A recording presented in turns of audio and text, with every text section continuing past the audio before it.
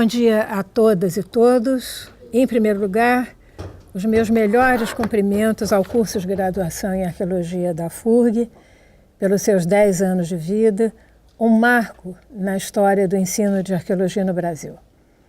Eu tive o grande privilégio de ver esse curso nascer. Eu testemunhei o desvelo, a dedicação e o carinho com que seus fundadores, à época, cuidaram dele nos seus primeiros anos de vida, para que ele crescesse como de fato cresceu, vigoroso e pujante.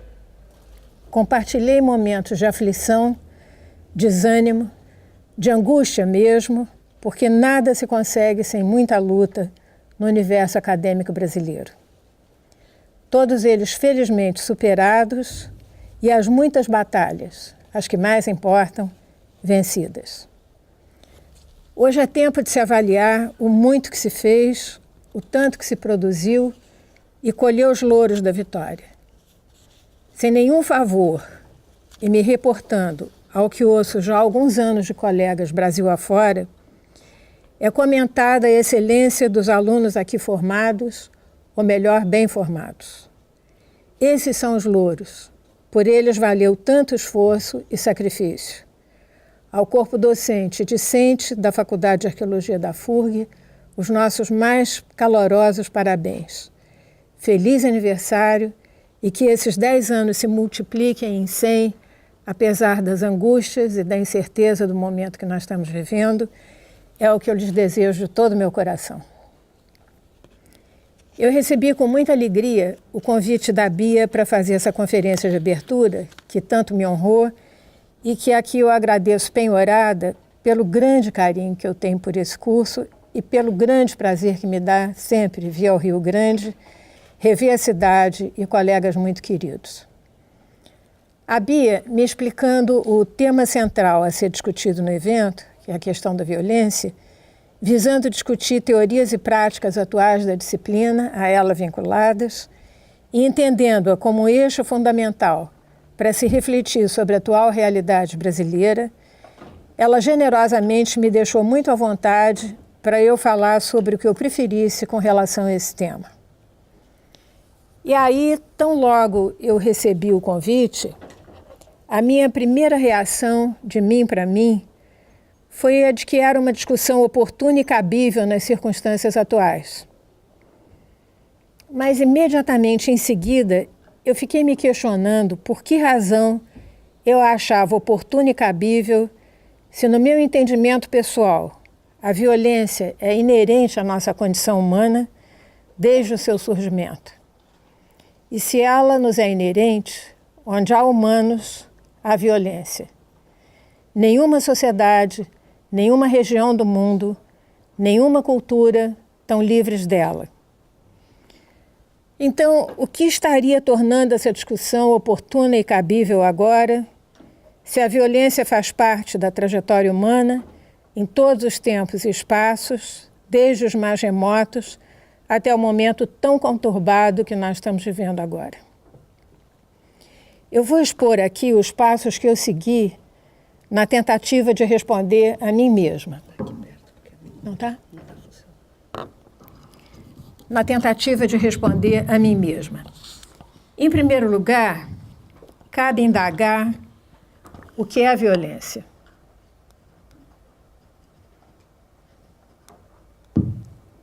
Não está.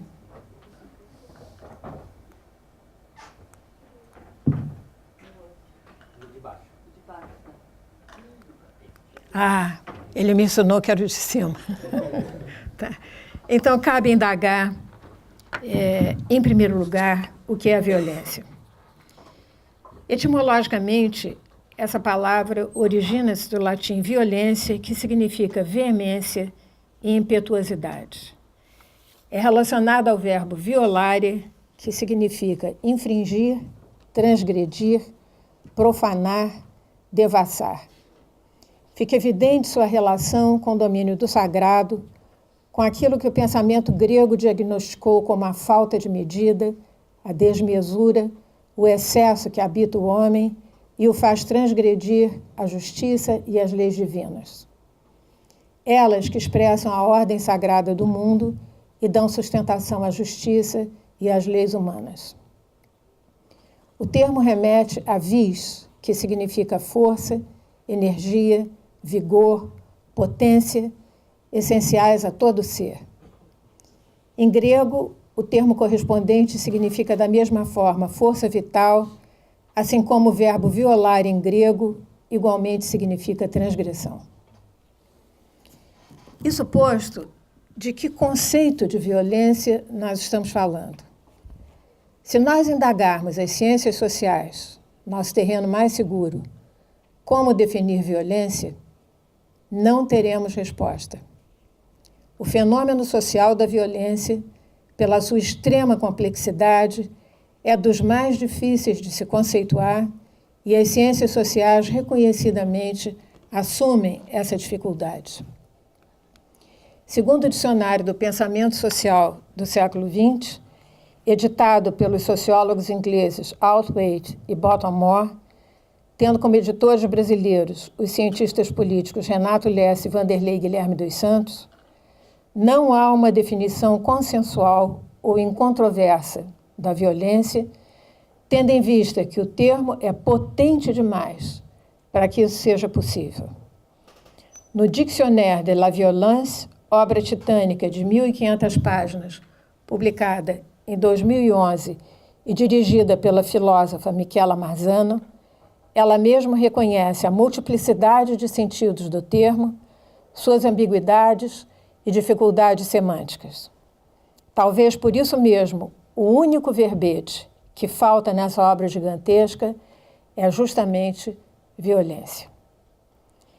Se na linguagem comum todos sabem basicamente o que essa palavra significa, nas ciências sociais a questão é muito mais complexa, tendo resultado em uma diversidade de tentativas de explanação que não dão conta do recado.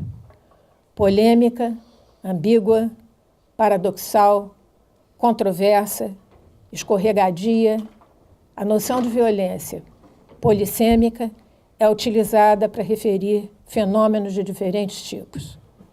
Ela cobre uma imensa e cambiante gama de comportamentos físicos e emocionais, muito heterogêneos, na medida em que ela resulta de uma complexa interação de fatores individuais, relacionais, sociais, culturais e ambientais.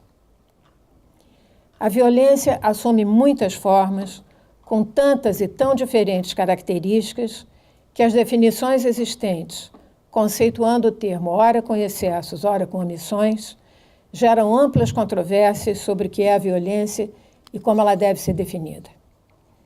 Há tantos e tão diferentes tipos de violência, estudados do ponto de vista de tantos e tão diferentes atores, que ela é absolutamente multifacetada, além de multiforme. Mais ainda, ela é socialmente construída, o que a faz variar em função de condições socioculturais e históricas específicas. Assim, dependendo do contexto e da perspectiva, ações violentas podem ser consideradas imorais, ilegais e disruptivas em um contexto, em outro contexto serem admiradas, consideradas morais, legais e funcionais. Se as ciências sociais reconhecem a dificuldade de conceituar esse fenômeno, nós buscamos em outras áreas esforços feitos nessa direção. E encontramos na Organização Mundial de Saúde, em relatório feito em 2002 sobre violência e saúde, a seguinte definição, construída, evidentemente, para os seus propósitos. A violência é o uso de força física ou poder, em ameaça ou na prática, contra si próprio, outra pessoa, ou contra um grupo ou comunidade, que resulte ou possa resultar em sofrimento, morte, dano psicológico, desenvolvimento prejudicado ou privação. Ainda na área de saúde pública, Minal e Souza definiram violência como qualquer ação intencional perpetrada por indivíduo, grupo, instituição, classes ou nações, dirigida a outrem que cause prejuízos, danos físicos, sociais, psicológicos e ou espirituais. A Assembleia Mundial de Saúde solicitou à OMS o desenvolvimento de uma tipologia da violência que caracterizasse seus diferentes tipos e os elos que os conectam. Há poucas tipologias existentes e nenhuma delas consegue dar conta do recado. O resultado foi uma proposta que divide a violência em 3 amplas categorias, segundo as características daqueles que cometem o ato violento: violência autodirigida, violência interpessoal e violência coletiva. Cada uma delas é subdividida de modo a dar conta de tipos mais específicos de violência. Essa tipologia estabelece uma diferença entre a violência que uma pessoa inflige a si mesma, a violência infligida por outro grupo ou por um pequeno grupo de indivíduos, e a violência infligida por grupos maiores, como estados, grupos políticos organizados, organizações terroristas, etc. Essas 3 categorias amplas são ainda subdivididas a fim de melhor dividir tipos mais específicos de violência. A violência autodirigida é subdividida em comportamento suicida e agressão autoinfligida. A violência interpessoal divide-se em 2 subcategorias: a violência de família e de parceiros íntimos, que ocorre habitualmente nos lares, e a violência na comunidade, no caso, violência entre indivíduos, sem relação pessoal, que podem ser conhecidos ou estranhos e que ocorre geralmente fora dos lares. A violência coletiva acha-se subdividida em violência social, política e econômica. Diferentemente das outras 2 grandes categorias, as subcategorias da violência coletiva sugerem possíveis motivos para a violência cometida por grandes grupos ou por países. Para cada uma dessas categorias, é assinalada a natureza da violência, se física, sexual, psicológica, privação ou abandono. Imperfeita e longe de ser amplamente aceita, essa tipologia tem o mérito de oferecer uma estrutura para a discussão e de nos fazer pensar sobre o que ela não contempla. Como se vê nesse esquema, só ficando em alguns poucos exemplos e superficiais, essa tipologia está longe de dar conta de muitas das formas de violência, além de ser esquemática e rasa. Detendo-me apenas na que importa hoje, no nível interpessoal, a tipologia reconhece apenas 2 frentes, a familiar e a comunitária. Para um dos aspectos que mais interessam aqui, por exemplo, eu gostaria de ter visto contemplada aí uma frente específica para o trabalho, destacada da comunidade. Tal é a relevância dessa arena, onde a violência tanto se faz sentir, como vamos discutir mais adiante. Tentando encaixar algumas formas de violência reconhecidas pelas ciências sociais nessa tipologia, eu consigo encaixar nela o chamado triângulo da violência de Johan Galtung, sociólogo norueguês. Ele se dedicou ao estudo de conflitos sociais, partindo do princípio de que, para se estudar a paz, é preciso entender a violência. Distinguindo violência física e violência psicológica, que estão contempladas na tipologia da OMS, e as visíveis e invisíveis, ele reconheceu 3 campos de violência: a violência direta, visível, a violência estrutural e a violência cultural, essas invisíveis. Nos interessa aqui hoje, especialmente, o campo das violências invisíveis, ou seja, a estrutural e a cultural, e mais ainda, a violência simbólica de Bourdieu. O conceito de violência estrutural aparece lá atrás, em Weber, como aquela que resulta do monopólio legal do uso da força pelo Estado. Porém, esse conceito foi sendo expandido para além do aparelho repressivo estatal e hoje compreende a violência gerada por estruturas organizadas e institucionalizadas, desde a família, a escola, até o Estado, uma violência que, não reconhecida como tal, é perigosamente naturalizada e se oculta em estruturas sociais. Ela se expressa nas várias formas de injustiça social, e na exploração dos subalternos, nas situações de dominação de classe, raça, gênero, etnia, entre outros. Enquanto a violência direta é uma ação, um acontecimento ou um evento, e por essa razão é visível, a violência estrutural é um processo. Concentração de riqueza, má distribuição de renda, oportunidades desiguais, exploração de trabalhadores, desemprego maciço, segregação espacial, falta de acesso a direitos básicos como nutrição, educação e saúde, a bens e serviços tais como os de saneamento básico, mobilidade urbana, em suma, falta de condições mínimas para uma vida digna, configuram uma produção contínua de desigualdades que são constitutivas da violência estrutural. Silenciosa, cotidiana, profunda, subterrânea, enraizada na sociedade e, sobretudo, naturalizada, entendida como parte natural do sistema, essa violência atinge os socialmente desamparados, os excluídos, os deserdados. À margem, em situação de vulnerabilidade, essas pessoas perdem o sentido de humanidade em um mundo que não as acolhe, não valoriza, nem promove. Como disse Gandhi, a pobreza é a pior forma de violência.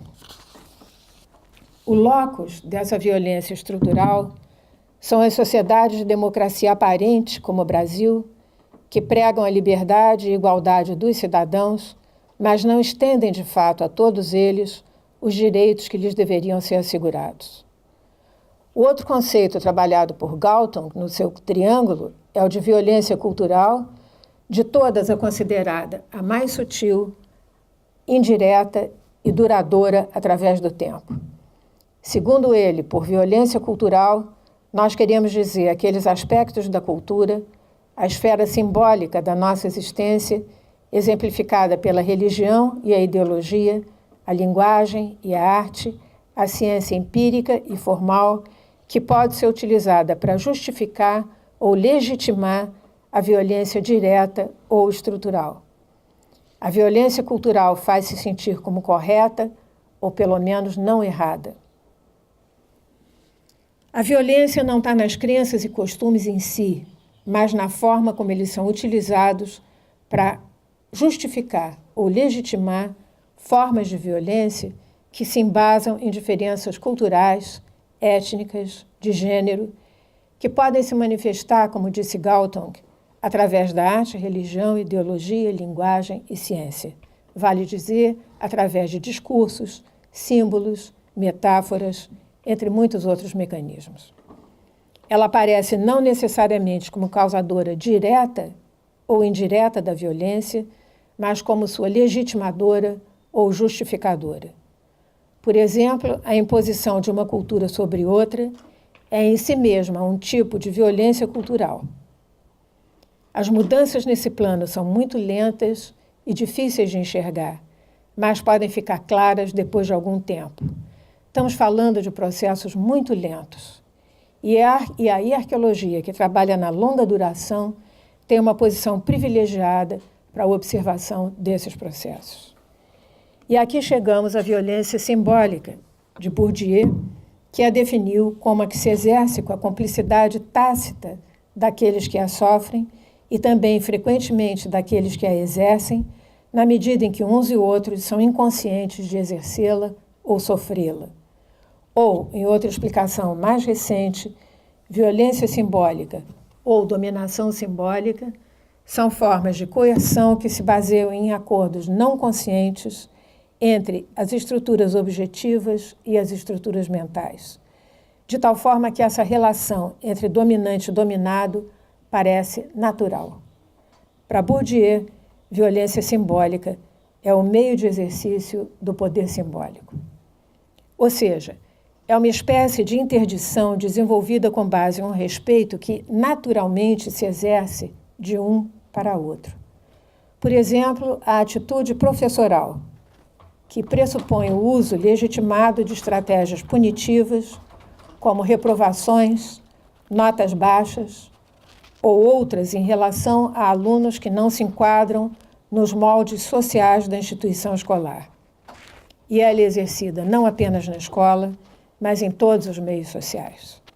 Nos meios de comunicação, por exemplo, que com seu grande alcance sobre as massas, exerce violência simbólica em grande escala, através da propagação de ideias das classes dominantes para as subalternas, de modo a sustentar sua hegemonia. Esse é um tipo de violência invisível e ainda mais perigosa, disseminada todos os dias nos noticiários, propagandas, em produções artísticas e culturais. Na sua teoria dos campos, Bourdieu reconhece a pluralidade dos mundos sociais e os diferentes capitais que estruturam cada campo, que ele entende serem 4. O capital econômico, que é a renda financeira. O capital social, que são as redes de amizade e convívio. O cultural, constituído pela educação, por títulos acadêmicos e pelo envolvimento com a arte. O capital simbólico, que está ligado à honra, ao prestígio, ao reconhecimento. É através desse capital simbólico que instituições e indivíduos mais persuadem outros com suas ideias. E é aí que mora o perigo. É através desse capital simbólico que instituições e indivíduos exercem violência simbólica. E aqui cabe falar mais especificamente de uma forma de violência simbólica, a violência epistemológica, um conceito que ganhou força ao final da década de 1980, a partir do Grupo Asiático de Estudos Subalternos, na Índia, em particular com a indiana Gayatri Spivak, uma das mais influentes intelectuais do pós-colonialismo, teórica crítica e feminista crítica, autora da obra Pode o Subalterno Falar? Segundo ela, a violência epistemológica é a alteração, a negação e, em casos extremos, como nas colonizações, a extinção dos significados da vida cotidiana, jurídica e simbólica de indivíduos e grupos. A violência epistemológica, fenômeno moderno que começou com o colonialismo e se perpetuou com a descolonização dos antigos impérios ao mesmo tempo em que se reformulou com novas formas de neocolonialismo e imperialismo, é uma tática de neutralização do subalterno, uma forma de invisibilizá-lo, tirando dele suas possibilidades de representação. Está indissoluvelmente ligada à relação dominante de poder que constitui sua ideologia legitimadora. Ela se constitui através de uma série de discursos sistemáticos, regulares e repetidos, que não toleram as epistemologias alternativas dos colonizados, dos primitivos, dos exóticos. A manifestação primeira da violência epistemológica é a invenção do outro, a constituição do sujeito colonial como o outro. Seus discursos promovem a denegação e a invalidação dos seus saberes e assim justificam sua dominação, perpetuando a opressão. As teorias pós-coloniais e da descolonização denunciam esse processo de violência epistemológica sobre seres humanos, considerados de segunda categoria, fadados à subalternidade, sem voz e sem poder, cujos conhecimentos estão localizados no nível da mais baixa hierarquia, entendidos como ingênuos, supersticiosos, primários, contrapondo-se às formas nativas de saber ao saber científico, esse sim, legítimo e verdadeiro.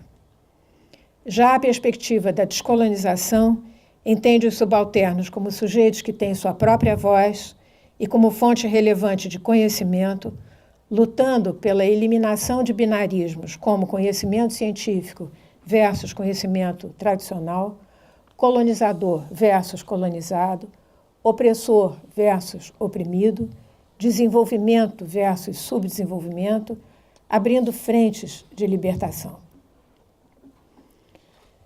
Diante desse leque de diferentes formas de violência, onipresentes nas mais diversas sociedades, cabe perguntar de onde vem a violência, como ela surge.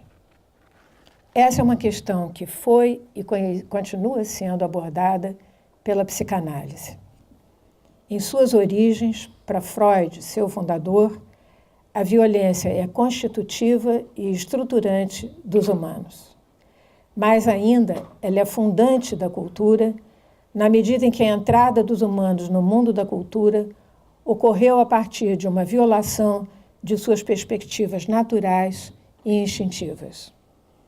É importante aqui diferenciar a agressividade instintiva, própria dos animais, da violência, que é própria dos humanos. A violência não ocorre na natureza. O animal é geneticamente determinado, não se extravia do caminho traçado pela natureza.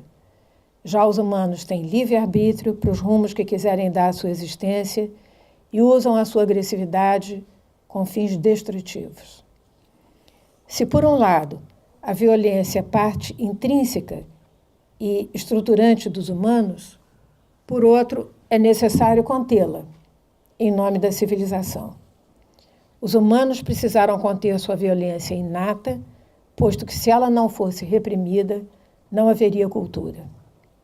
O modo encontrado de fazer essa contenção foi através das diversas formas de organização humana, no caso, instituições sociais, familiares, de ordem religiosa, educacional, jurídica, entre outras.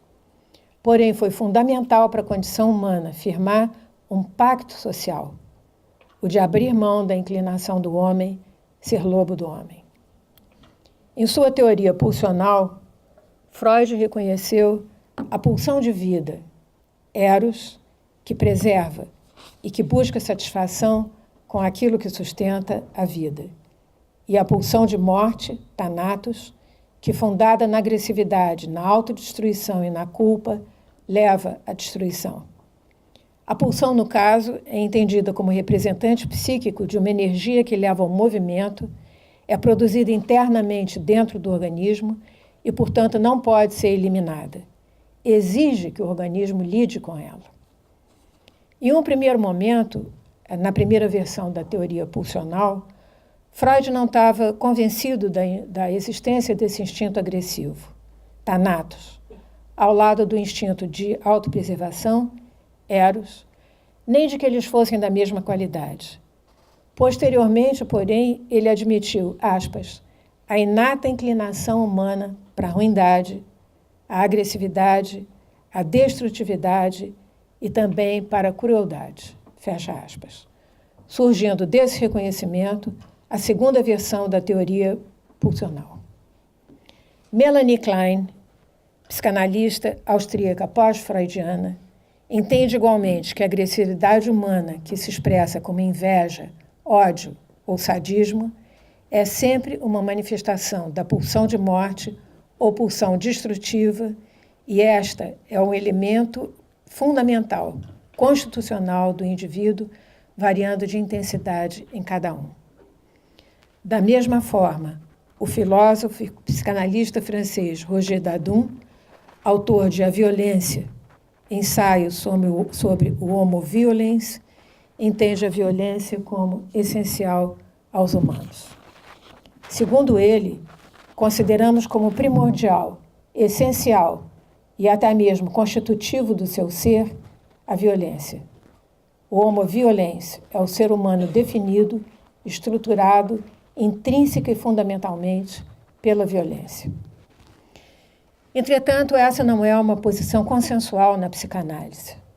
Por exemplo, para o psicanalista inglês Roger Winnicott, a agressividade humana existe como uma força vital, alcançando o patamar de destrutividade, ou como um ato de defesa ou em decorrência da expansão individual. Não se trata aqui de supor que a violência é inerente ao ser humano, que ela é inexorável, não há nada que possa ser feito e que todo esforço de transformação histórica e de luta política é inútil. Não se trata de nos deixarmos levar pelo pessimismo, mas sim lembrar que, ao longo da trajetória da humanidade, as culturas construíram, continuam e vão continuar construindo mecanismos para sua neutralização. Ou seja, as culturas acionam dispositivos para acionar a força da violência. Por isso, a violência e seu correlato, o medo, acarretam intenso sofrimento psíquico. São dois fenômenos psicossociais entrelaçados que, com toda certeza, marcam profundamente a vida social.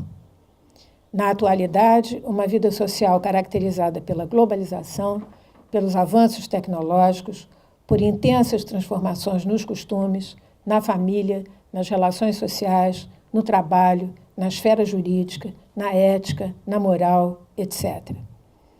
Na cultura da violência que se instalou no nosso dia a dia, o valor da vida alheia é banalizado. Sua essência humana é desprezada, sobretudo se a pessoa ou pessoas pertencerem a outra classe social, outra religião, outro povo, outra raça, outro gênero e assim por diante. E a cultura da violência corresponde à cultura do medo. Esse que nós estamos experimentando tanto agora. Voltando agora ao início dessa fala, quando eu me perguntava por que razão, ao receber o convite da Beatriz, eu havia considerado oportuno um encontro destinado a discutir violência, se eu a entendo como parte de cada um de nós, inerente à natureza, à nossa natureza, e está sempre aí, esse o caminho que percorri para responder a mim mesma e que eu decidi partilhar aqui com vocês. A Bia, ao me expor o tema do evento, arqueologia em contextos de violência, e me dar a liberdade de falar sobre o que eu bem entendesse, me pediu um título para essa conferência. Nesse momento, eu decidi fazer uma inversão nele e falar sobre o contexto de violência na arqueologia. Isso porque muitas das nossas práticas, extremamente violentas, não são entendidas dessa forma, o que me parece muito perigoso, por levar à sua naturalização e consequente aceitação tácita, até mesmo adoção irrestrita. Chegando agora, e finalmente, aos contextos de violência na arqueologia, mais especificamente na arqueologia brasileira, eu creio que algumas das suas mais vigorosas manifestações começaram a ocorrer em meados da década de 1980, não à toa, ainda durante o período da ditadura militar. Embora a sociedade claramente emitisse sinais de saturação e o generalato percebesse mais claramente ainda que seu regime de opressão tinha se tornado insustentável, levando a tríade Geisel, Figueiredo, Golbery a arquitetar a chamada abertura lenta e gradual, os estragos dos anos de chumbo tinham atingido todos os setores da sociedade. O autoritarismo tinha penetrado profundamente por todos os poros do corpo social e impregnado as mentalidades, naturalizando-se. Desde os escalões mais elevados aos mais baixos das instituições, desde as universidades às escolas fundamentais, tendo adentrado até mesmo a intimidade dos lares. Nesse cenário, uma nova geração de arqueólogos estava se formando, ansiosa para romper o cerco das limitações teóricas e metodológicas do histórico-culturalismo mofado, então praticado no Brasil. Vista como uma ameaça pelos que detinham então a autoridade, o controle e o poder acadêmico da arqueologia no país, essa geração, nos anos 80, teve algum dos seus integrantes violentamente ceifados dos grupos de pesquisa onde trabalhavam, sumária e arbitrariamente expulsos de algumas das principais universidades do país, impedidos de analisar as coleções por eles mesmos produzidas ou outras em estudo, por motivos, no mínimo, questionáveis. Nenhuma voz se levantou em seu favor. Esses episódios quase simultâneos de violência institucional, mas totalmente independentes entre si, tiveram em comum apenas a violência da reação contra os que ousavam, com novas ideias, contestar e reivindicar. Verbos erradicados, vocabulários de um tempo em que mandava quem não podia e desobedecia quem não tinha juízo. Na contramão do conhecido provérbio, manda quem pode, obedece quem tem juízo. O único a se referir a esses episódios em uma publicação feita no exterior, alguns anos depois, foi André Proust, que assim descreveu o que ocorreu. Muito recentemente, novos casos resultaram na expulsão de instituições universitárias, de jovens pesquisadores muito talentosos e a proibição de acesso às coleções que eles estudavam.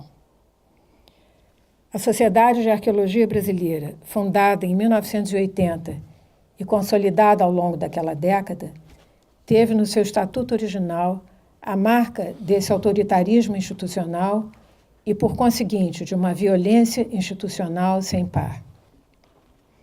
Com pesados dispositivos para restringir, tanto quanto possível, a admissão de novos sócios efetivos, os únicos que podiam, junto com os fundadores, votar e serem votados para sua direção, ela tendia a se perpetuar a si mesma, impedindo a tão ameaçadora renovação. Suas cláusulas foram tão pétreamente elaboradas que, por décadas, as novas gerações tentaram mudar o estatuto para torná-lo mais democrático, sem sucesso. Apenas quando recentemente ele se tornou obsoleto, à luz de novos dispositivos legais, inviabilizando a própria existência da SAB, é que ele foi mudado na marra e se tornou mais democrático. Na mão de direção supostamente inversa, mas no fundo a mesma, ou seja, um violento autoritarismo, agora não mais no plano institucional, mas no plano das relações interpessoais, fim do regime militar, uma forte onda de denuncismo tomou conta dos meios arqueológicos. Inaugurada por Anna Roosevelt, pesquisadora norte-americana que então repensava as interpretações deterministas de Bette Meggers para a Amazônia, ela extrapolou os limites acadêmicos, acusando o casal Meggers e Evans de serem agentes da CIA no Brasil. Nos Estados Unidos, essa acusação teve pouca ou nenhuma repercussão, sobretudo porque lá eles eram considerados esquerdistas, estreitamente vinculados, inclusive por fortes relações pessoais, com pesquisadores sul-americanos de esquerda ou de extrema esquerda, como Luiz Lumbreiras no Peru, Sanorra Vargas na Venezuela, Darcy Ribeiro e sua mulher Berta Ribeiro no Brasil, entre muitos outros. Lá a acusação foi considerada ridícula e foi ignorada. Embora caiba quem acusa o ônus da prova, e nunca foram apresentadas ou encontradas provas desses dois supostos agentes da CIA no Brasil, nesse Brasil pós-ditadura, essa violenta acusação caiu em solo fértil e encontrou vibrantes apoiadores. Arqueólogos iniciantes, até então praticamente desconhecidos, entreviram nesse tema um trampolim para saírem do anonimato. Em lugar de se tornarem conhecidos pelo mérito dos seus trabalhos, um processo sem dúvida alguma mais custoso, mais lento e demorado, optaram pela estratégia mais rápida da difamação através de artigos acusatórios que efetivamente funcionou, tornando seus autores conhecidos da noite para o dia, do Oiapoque ao Chuí. No que outros viram esse sucesso, optaram por seguir a mesma trilha. A caça às bruxas recrudesceu e novas teorias conspiratórias surgiram com ímpeto renovado. Peter Paul Hilbert, pai do nosso colega Klaus Hilbert, e Eurico Miller foram transformados em nazistas que se ocultaram na Amazônia para escapar das punições no pós-guerra. Comentando a acusação, Eurico Miller, bem ao seu jeito, deu uma sonora gargalhada, dizendo que seu acusador não reparou que o seu Miller se escrevia com I e não com U. Embora Miller tenha reagido com galhardia à difamação, feita mais uma vez sem qualquer prova, é incontestável que reputações foram violenta e covardemente atingidas sobretudo no caso de pessoas falecidas que não estão mais entre nós para se defenderem, como foi o caso de Peter Paul Hilbert. No momento atual, novamente, o denuncismo irrompe com força e assume um forte protagonismo na arqueologia brasileira. Não apenas o denuncismo do bem, contra todas as formas de opressão, contra o preconceito de raça, de gênero, de classe, de condição física, de faixa etária, contra todas as formas de assédio, moral, sexual, político e assim por diante. Mas, surpreendentemente, também o seu reverso, o denuncismo do mal.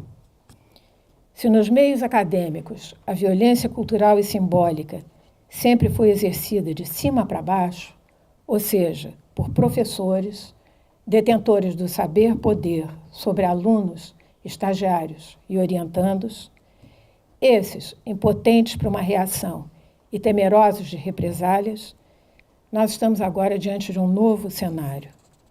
Alunos agridem professores verbal e fisicamente. Acuam e espancam professores em sala de aula, levando muitos ao abandono da profissão, buscando tratamento psicológico contra o acovardamento e o pânico. Episódios violentos vêm ocorrendo também em algumas universidades que oferecem cursos de arqueologia, com alunos reivindicando agressivamente cotas raciais, além das que lhes são regimentalmente destinadas, com forte preconceito contra os bolsistas por mérito, que sofrem todo tipo de constrangimento. Ao lado de procedentes e bem justificadas denúncias de assédio moral e sexual contra professores, alunos vêm, por outro lado, destruindo reputações, acusando de racistas docentes com toda uma trajetória de vida pessoal e acadêmica em defesa de minorias étnicas, ameaçando-os caso bolsas não lhes sejam concedidas e prosseguindo impunes, da mesma forma como os demais denuncistas, ao longo da trajetória da arqueologia brasileira das últimas décadas, permaneceram impunes. E mais que isso, foram glorificados. Se procuramos apontar alguns exemplos de violência institucional e interpessoal, cabe agora chegar ao cerne da questão: a violência contra o nosso objeto de estudo, contra o registro arqueológico. E aqui me refiro, em primeiro lugar, à violência cometida por aqueles que, despreparados para a tarefa que têm pela frente, destroem irresponsavelmente sítios e coleções arqueológicas, finitos e não renováveis, sem nenhuma condição de produzir qualquer informação ou conhecimento de qualidade mínima a partir de suas desastrosas intervenções. E são centenas e centenas que permanecem da mesma forma, absolutamente impunes, tendo cometido a pior violência que um arqueólogo pode cometer. Em seguida, refiro-me ao que designo como violência interpretativa, uma forma de violência cultural e, não raro, epistemológica. Ou seja, a interpretação, em certos casos livre e inconsequente, do registro arqueológico, eventualmente para acompanhar a última novidade teórica, a que está mais em moda, e desta forma tentar obter prestígio acadêmico. Um problema se instala quando não há elementos nem dados suficientes para sustentar essas interpretações, de tal forma que produzimos invenções. O grande perigo é elas serem tantas vezes repetidas que acabam se tornando verdades. Nossa responsabilidade triplica na medida em que trabalhamos muitas vezes com ancestrais de grupos, hoje marginalizados pelos segmentos dominantes, que têm comunidades descendentes nos tempos atuais. Essas interpretações não raro produzem impactos não necessariamente positivos sobre essas populações. Sobretudo nos casos em que atribuímos identidades étnicas a culturas arqueológicas, em geral a partir de essencialismos. Trata-se de um pertencimento que brota de dentro para fora e não pode ser nunca imposto de fora para dentro. A imposição de uma identidade étnica a quem não está mais nesse mundo para contestá-la ou repudiá-la é um ato de violência ímpar, de violência interpretativa ou, mais ainda, de violência epistemológica, cometido, mais uma vez, contra aqueles que não estão mais aqui para se defenderem, os nossos objetos de estudo. Para finalizar, tanto na arqueologia quanto muito além dela, mundo afora, essa força eruptiva da violência está dentro de nós.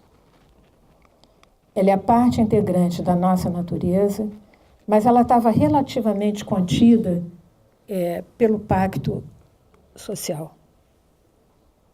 O problema é que agora o pacto social foi rompido e ela está solta e incontida. A violência assassina que habita cada um de nós, usando aqui a expressão de Jurandir Freire Costa, perdeu os limites e varre furiosamente o Brasil, o mundo, as mais diferentes sociedades nesses tempos tão sombrios, de tal forma que não há dúvida de que foi aberta a caixa de Pandora. Essa cultura de violência exacerbada vem produzindo descrença, desilusão, segregação, exclusão e um sentimento profundo de abandono social.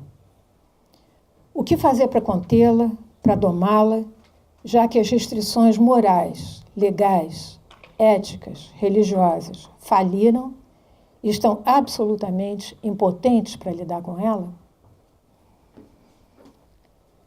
5 homens se destacaram na história da luta contra essa violência e tentaram essa contenção. Todos eles através da resistência pacífica, da não-violência. Esse conceito de não-violência está ligado às estratégias de desobediência civil como forma de luta contra leis consideradas ofensivas e humilhantes. O princípio básico é o reforço da noção de cidadania através do direito dos cidadãos de rejeitar leis injustas sem que seja adotada a utilização da violência. Essa forma de resistência pacífica apareceu no século XIX num ensaio do naturalista, filósofo e ativista Henry Thoreau, intitulado Desobediência Civil, onde ele afirma a ideia de que, para se fazer oposição a um governo com o qual não concordava, a população poderia utilizar a estratégia de desobedecer às leis ao invés de fazer uso da violência física. Uma forma de não apoiar o governo seria, por exemplo, o não pagamento de impostos. Esse texto foi admirado por muitos, entre eles Leon Tolstói, inspirando muita gente.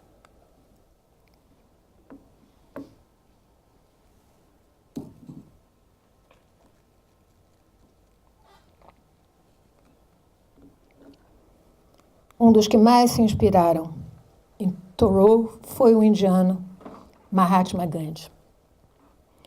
Gandhi estudou na Inglaterra e foi influenciado por vários pensadores, entre eles Thoreau. A estratégia dele de desobediência civil e não violência como forma de protesto e método de luta ficou conhecida principalmente a partir da resistência pacífica utilizada por ele na luta pela independência indiana.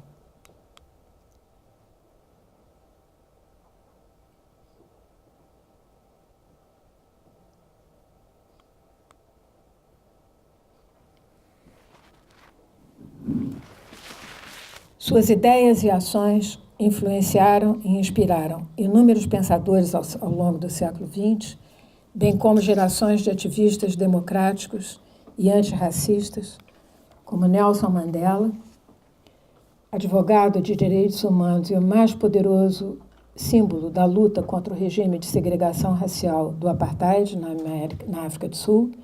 Ele foi um exemplo mundial de resistência pacífica.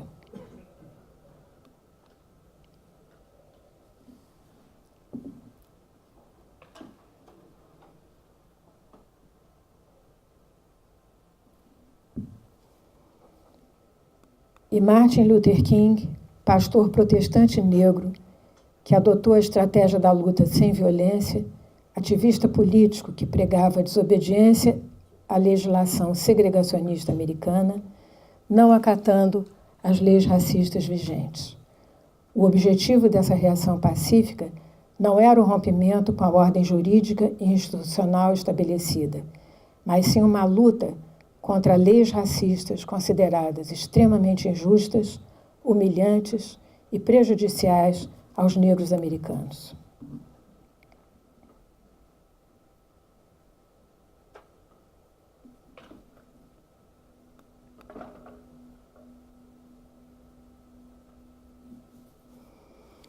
E, por fim, John Lennon, músico, compositor e ativista britânico, que dispensa apresentações.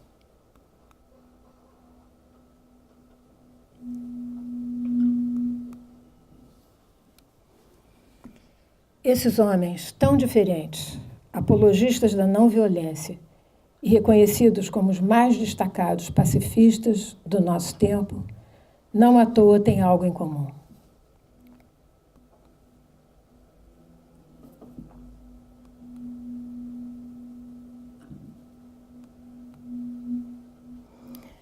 Muito obrigada pela sua generosa atenção.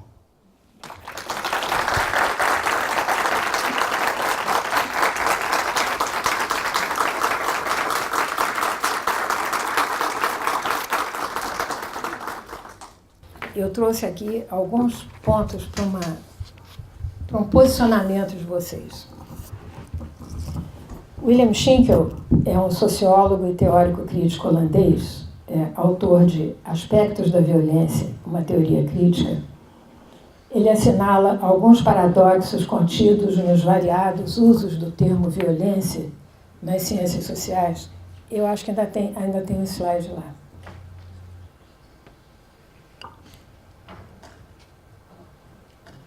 Ele assinala esses paradoxos contidos nesses variados usos do termo violência nas ciências sociais e relaciona algumas antinomias. Antinomia é a afirmação simultânea de duas proposições que são contraditórias entre si. Então, eu vou colocar algumas delas ali na tela, e aí vocês vão ter que falar, não tem jeito. Vocês vão ter que se manifestar. Ai, meu Deus, que horror, eu não botei o slide aí. Não pus aí. Desculpem, eu vou falando então. A violência rompe, a primeira delas, a violência rompe com a ordem social ou a violência é constitutiva da ordem social? Vocês têm a palavra. Vou repetir. A violência rompe com a ordem social ou a violência é constitutiva da ordem social? Eu te devolvo com uma pergunta, então. O que faz diferença entre violência do bem e violência do mal? Aonde está bem e aonde está mal, para que haja essa diferença? Na destrutividade. Naquela violência que é destrutiva, que é feita no sentido de destruir o outro. Ao passo que, escuta, quando eu falo violência do bem e violência do mal, é um termo meu, tá? Ao passo que a violência do bem é uma violência em defesa de uma causa. A violência do mal é para destruir. É uma agressão para destruir o outro. Ao passo que esse denuncismo do bem é para ajudar na construção do outro. Geralmente, o outro que é marginalizado. Os que sofrem preconceito de gênero, os que sofrem preconceito de raça, os que sofrem toda forma de preconceito. O denuncismo do mal, não. Quem picha numa sala de aula racista de um professor que tem uma trajetória de vida dedicada à defesa de minorias raciais, isso é para o mal. Isso não é para o bem. Ao passo que se alguém denuncia alguém por ter sido vítima de preconceito racial ou de ter sido vítima de agressão sexual, isso é para o bem. Isso geralmente ocorre em desfavor das mulheres. Se as mulheres denunciam que estão sofrendo agressão, isso é em defesa do coletivo mulheres. Isso, no meu entender, é para o bem. O outro não. Não sei se me fiz entender. Aí, então, não sei se tu queres te pronunciar também, dentro dessa dicotomia bem e mal, estando no meio de violência, ouvimos demais, nos tempos recentes, uma outra palavra que aponta para a violência, que se disse exaustivamente, estávamos vivendo e estamos vivendo situação de extremos, extremo direita e extremos esquerda, ou extrema direita ou extrema esquerda. Tu farias alguma relação entre bem e mal nesse sentido desses extremos? Porque eu ouvi muito dizendo assim, só a direita que tem extremo, a esquerda não. Eu não estou convencido disso. Então, não sei se cabe aqui ao que tu estás falando. Seriam dois extremos da mesma violência? Você está se referindo a um fenômeno que eu considero extremamente interessante no mundo atual, porque no momento em que as teorias sociais rompem com os binarismos, e eu mencionei algumas aqui, em que se extermina com o binarismo, né?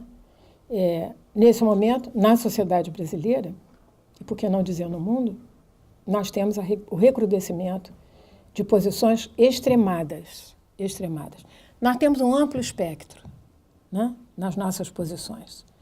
Extrema esquerda, você vai atenuando, esquerda, centro-direita. Temos muitos matizes nas nossas posições ideológicas.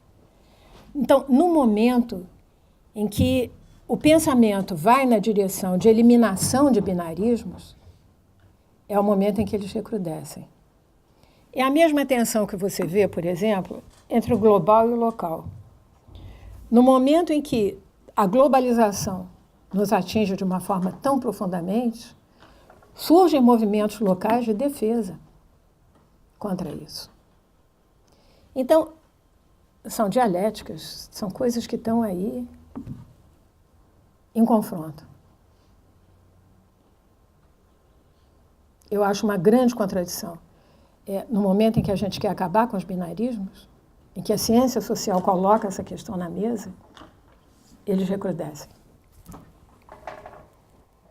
E aí, assim, como tanto foi salientado aqui, está sendo salientado que tenhamos que ter, agora me escapa a palavra, como é que a reitora tanto salientou? Resistência. Serenidade, isso. Serenidade e resistência. Como a gente consegue ter serenidade num contexto extremamente binário, né? Ou como disse a Márcia Tiburi, naquele livro lá, que é o título do livro, Como Conversar com um Fascista, né? Como conversar com alguém que está no extremo. Como dispor de serenidade para um diálogo com pessoas que estão binariamente nos extremos. Eu penso que são inconversáveis. As tentativas nos últimos meses que eu fiz de conversar com extremos deram com os burros na água.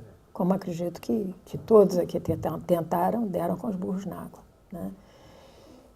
Não à toa, eu procurei trazer a história de 5 homens aqui que se posicionaram entre posições extremas através de uma não violência. Eu não tenho essa resposta, Zé Reis. Não, estamos conversando, claro. Eu não tenho essa resposta. Eu não tenho também. Eu acredito que seja a serenidade, o equilíbrio, a não fazer o jogo dos extremos em hipótese alguma. Eu me recuso a fazer o jogo dos extremos, né? E a se posicionar por essa via que eles tentaram. E que deixaram, embora suas vidas tenham sido ceifadas de uma forma absolutamente prematura, eles deitaram raízes. Deitaram raízes. Essas raízes estão aí. Floresceram. Você sabe que há segmentos das sociedades no mundo, né, que defendem essas causas. No momento, essas vozes estão sendo abafadas. Foram esmagadoramente abafadas no Brasil. Esmagadoramente abafadas no Brasil. Mas elas estão aí. Então, é muito curioso, eu acabei de fazer participar de um encontro no exterior sobre racismo, na Venier Green Foundation, no encontro de antropologia, onde eu falava justamente sobre isso. Nós temos um segmento da sociedade cada vez mais lúcido, lutando cada vez mais contra o racismo, e, ao mesmo tempo, por outro lado, ele recrudesce de uma maneira assustadora. As posições divergentes, elas estão aparecendo ambas com muita força, e divergem pelo vértice. Nós estamos vivendo um momento de grandes contradições. Estamos postos diante de grandes contradições. E estamos estupefactos. Nós não sabemos como lidar com elas. Nós não sabemos como lidar com isso. O meu posicionamento é: eu não faço o jogo dos extremos, em hipótese alguma. Nem para um lado, nem para o outro. Não entro. Porque fazer o jogo dos extremos é contribuir para que eles se fortaleçam cada vez mais. E eu não quero isso. Posição pessoal. Você perguntou uma posição pessoal. De curiosidade, não encontrasse nenhuma mulher para colocar aí nessa figura aí? Não? Esses são os grandes pacifistas. Se alguém lembra de alguém mais, pelo amor de Deus, me diga.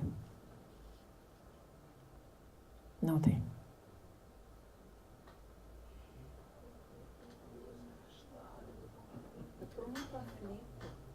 Se alguém lembra,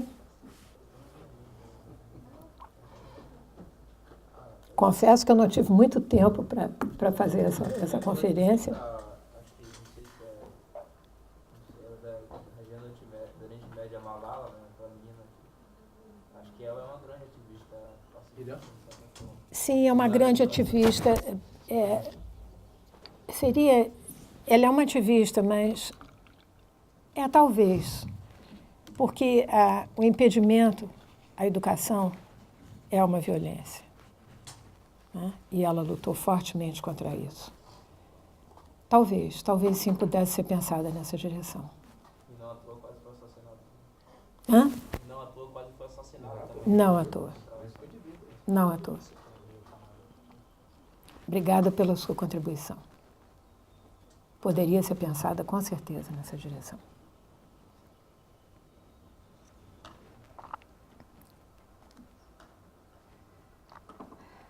Eu estou aqui, assim, aflita. Eu sou uma pessoa absolutamente anti-violência, apesar de vez em quando querer pular no pescoço de alguns. Ela está dentro de você. Lembra do Jandir Freire Costa, o assassino que habita dentro de cada um de nós. Não tem saída. Exatamente. Mas é uma questão de crença pessoal mesmo, mas a gente sabe, e aí então, tentando um pouco dialogar com aquela questão que tu colocasse, né? Eu acredito muito que a violência é constitutiva da nossa sociedade, sem dúvida nenhuma. Né? Especialmente nesses tempos de hoje, extremamente violentos, é um pouco uma provocação que eu vou fazer, né? Será que nós não estamos, de novo, buscando vencer canhões com flores? Não, eu acho que isso foi um tempo idílico, né? Ingênuo, que, obviamente, naufragou como tinha que naufragar pela sua ingenuidade, né? Há que buscar outras formas mais efetivas.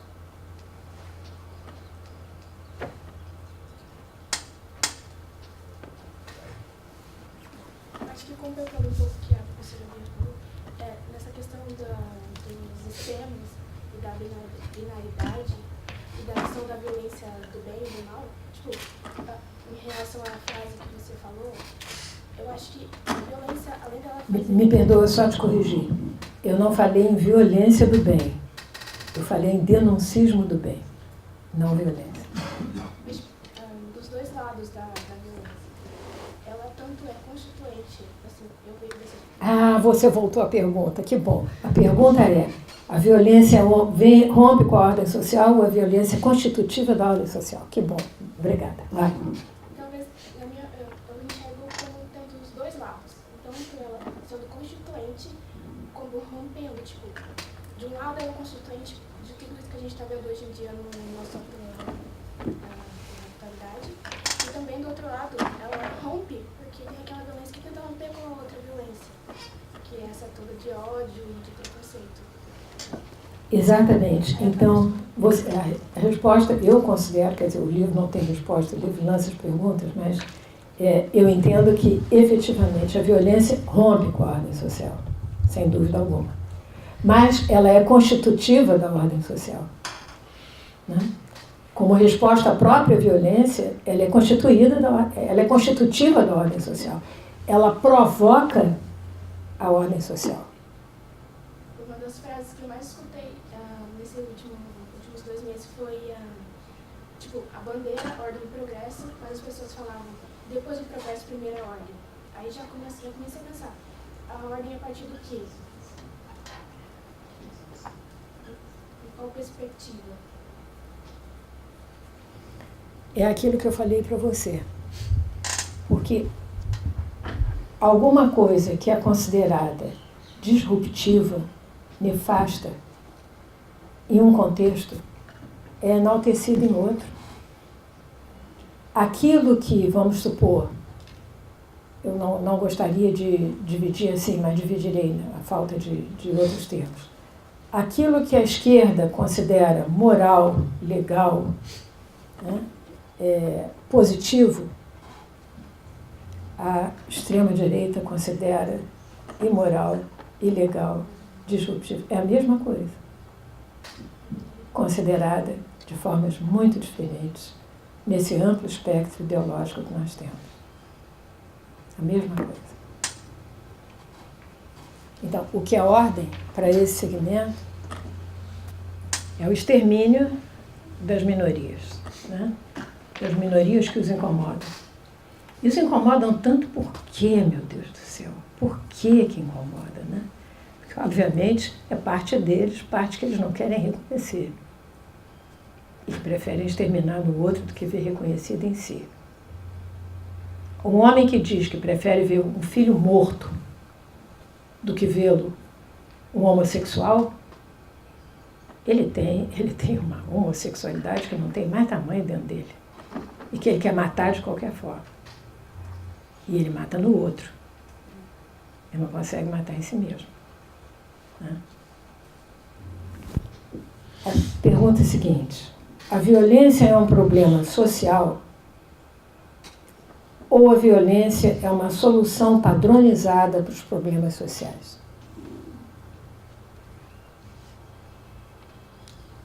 Professora, tem uma pergunta para a senhora. Não tem senhora aqui. Me chama de senhora. O que a senhora acha dessa... Não, eu não acho nada. Essa não acha nada. O que você acha da tentativa de marginalizar o estudante, principalmente nas instituições públicas do Brasil? Marginalizar o estudante. Como assim? Eu estou vendo muito, principalmente nos meios digitais, uma tentativa de marginalização dos estudantes públicos, como se tivessem criando ativistas dentro das universidades. E eu acho que isso é uma grande inversão de valores que a sociedade dita direita extrema que a gente está passando, está pregando nas redes sociais. O que a senhora acha dessa violência? Obviamente abjeta. Isso vai na linha daquele movimento da educação sem viés ideológico nas escolas, né? Que obviamente somos contra, somos todos contra. Porque não há nada que não seja ideológico. Tanto uma ideologia de esquerda nas escolas, quanto a ideologia que prega a não ideologia, ela é ideológica, da mesma forma. Então, isso não existe. A ideologia está em todos nós. É impossível alguém se manifestar, ainda mais no ambiente educacional, sem expor a sua própria ideologia. Ninguém é neutro nunca.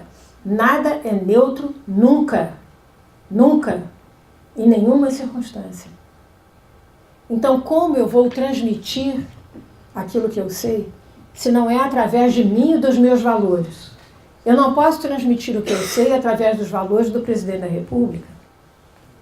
Eu tenho que transmitir o que eu sei através dos meus valores. Então, o que há, na verdade, é uma tentativa de substituição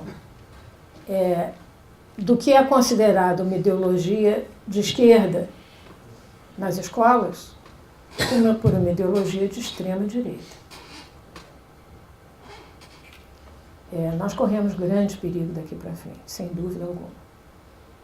A única luz possível no fim do túnel é o Supremo Tribunal Federal, na sua composição tão estranha e tão repulsiva para nós em muitos pontos, mas que já se pronunciou petriamente contra essa educação sem ideologia. É a única esperança, senão vai passar. No Congresso Nacional vai passar. Tânia, só uma observação. O Supremo Tribunal Federal, o debate que eles fizeram até agora, eles deixaram de fora só as universidades. Eles garantiram a liberdade de cátedra no ensino universitário. Eles não quiseram aprofundar o debate para o ensino básico. Mas não foi fechada a questão ainda. Não, por isso, porque eles está em aberto. Entenderam que, como é um debate que está lá no Legislativo, não compete a eles tomar uma posição sobre algo que não chegou. O que chegou para eles foi a questão das universidades. Aí, nesse caso, eles fecharam a questão. Isso já é um sinal. Claro, é um sinal de que tem, na verdade, uma quebra de braço com o futuro governo, entre o Supremo e o futuro governo.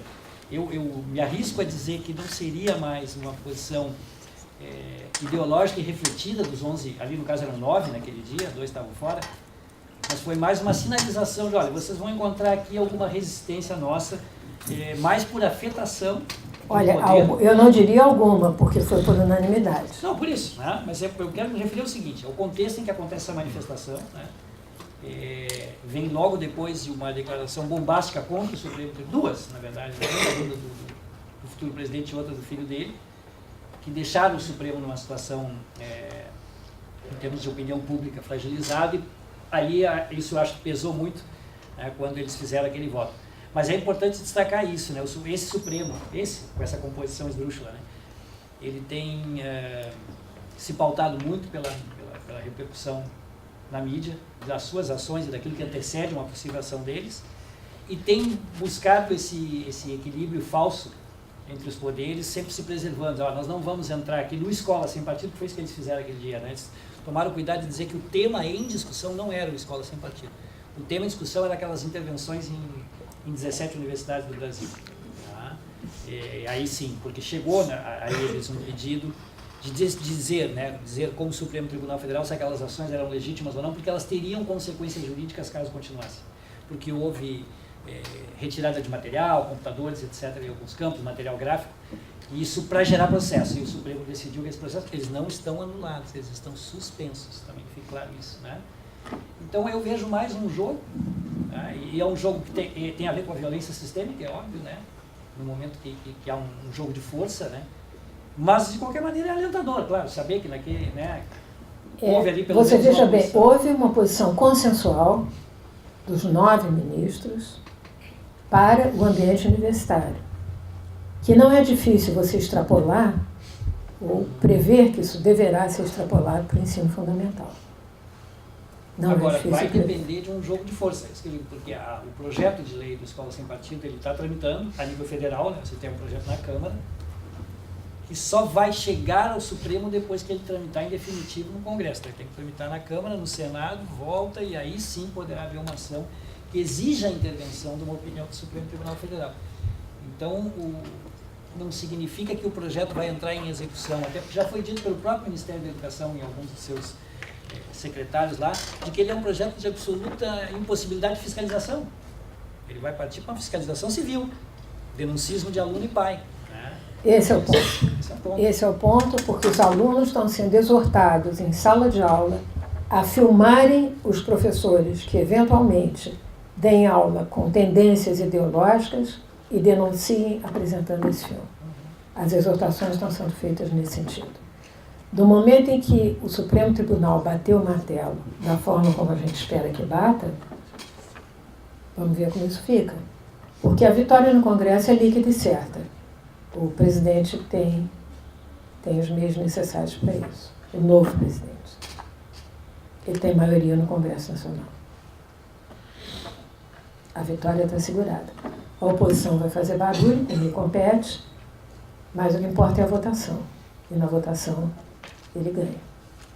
Então a única esperança é o Congresso Nacional. Da mesma forma como num artigo que eu fiz há pouco tempo para o IFAM, na revista dos 80 anos do IFAM, o IFAM pediu que escrevesse sobre licenciamento ambiental no Brasil. Né? Onde, nesse momento, eu relatei a trajetória, tudo que, desde o princípio até o que está acontecendo, e que é absolutamente previsível. Não foi votado ainda o fim do licenciamento ambiental, exclusivamente por conta da intervenção no Rio de Janeiro. Não for a intervenção no Rio de Janeiro, o licenciamento ambiental já estava acabado há muito tempo. Há muito tempo. Mas o Supremo Tribunal é o guardião da Constituição, não é? Compete a ele guardar a Constituição, fazer e respeitar a Constituição. E a defesa do meio ambiente está na Constituição. Então vamos ver como é que o Supremo Tribunal vai reagir ao fim do licenciamento. A lei está pronta, nesse artigo eu dou todos os dados. Artigos, número da lei, etc. Está tudo pronto. Só não foi votado porque a bancada ruralista é a bancada mais poderosa do Congresso Nacional. Não, porque também havendo uma intervenção não pode tramitar nenhuma, não pode haver votação. Não pode, por isso não foi votado, por causa da intervenção no Rio de Janeiro. Não fosse a intervenção no Rio, o licenciamento ambiental já estava liquidado há muito tempo. E aí vai para a arena do Supremo Tribunal Federal. Guardião da Constituição. Vamos ver como eles vão interpretar a proteção do meio ambiente à luz da nossa Constituição. E como eu coloco no fim do artigo, tá? Nossa esperança são alguns ministros do Supremo Tribunal Federal. Não o Supremo como um todo. Então, dos 11 tem que ser 6, né? Tânia, quero fazer uma pergunta.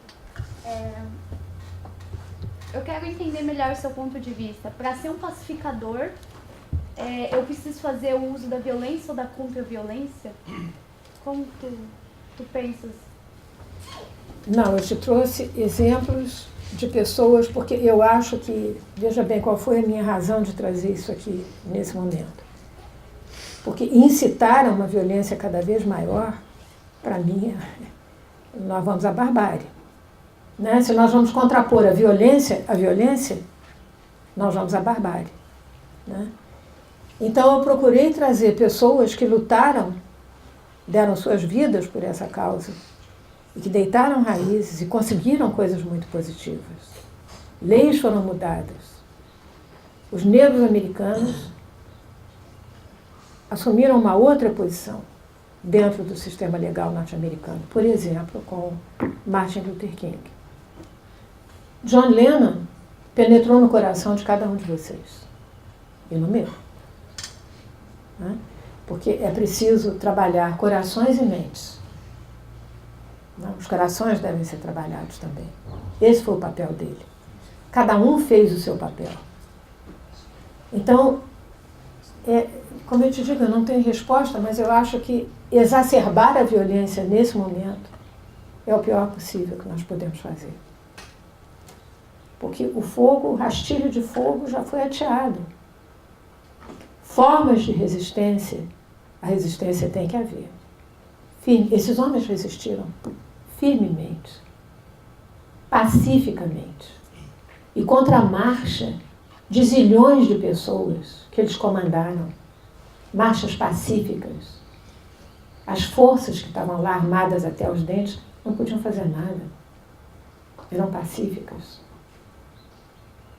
Então, de que forma, eu não sei te dar a resposta, mas de que forma, por estratégias de não violência, a gente consiga alguma coisa? Porque o rastilho de pólvora foi aceso. Nós vamos deixar chegar no barril? Se chegar no barril, voa tudo pelos ares. Então, se nós respondermos à violência com mais violência, eu não sei o que será de nós. Não sei se te respondi.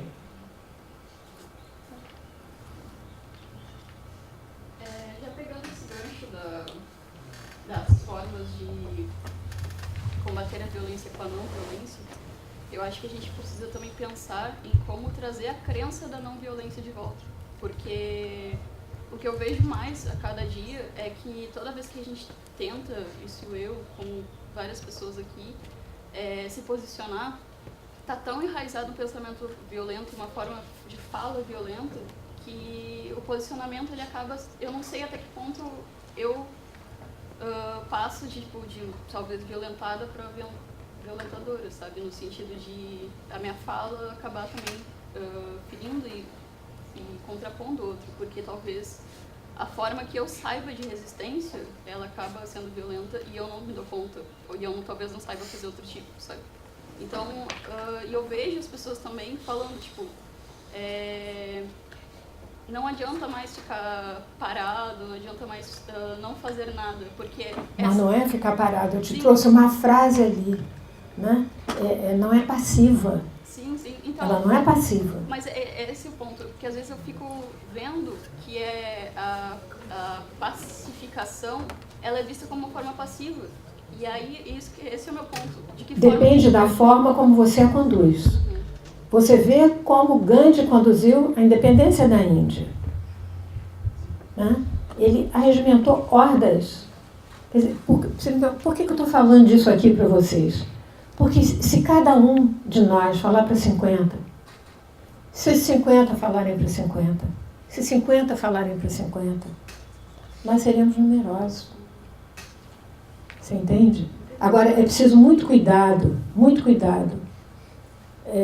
nisso que você falou. Na minha forma de resistência, eu ser mais violenta ainda. Aí é preciso muito cuidado. Como na arqueologia, a gente não se dá conta das violências que nós estamos praticando. Né? Então, é preciso cair a ficha. É preciso mostrar o quão violento nós estamos sendo nas nossas práticas. E aí, o que eu queria indagar, assim, é como a gente pode trazer de novo esses pensamentos desses caras, assim, e pensar formas, trazer para as pessoas de volta essa crença na pacificação. Não sei se eu falo assim. Estou confusa com a palavra. Eu tive o cuidado de te mostrar uma genealogia. Quem lá atrás, no século XIX, falou isso? Esse cara influenciou no início do século XX. O do início do século XX influenciou outros em meados do século XX. Os de meados do século XX influenciaram outros do último quartel do século XX. É uma genealogia, é o que vai passando de um para outro, de uns para outros. Passem de uns para os outros. Que você influencie 50, que influenciarão mais 50. Organizem-se, juntem-se. A sociedade tem que se organizar para isso. Mas recrudescer a violência, nós vamos chegar no barril de pólvora. O rastilho está aí, está pegando fogo, o barril está ali adiante. E vai ser um horror. Se explodir, vai ser um horror.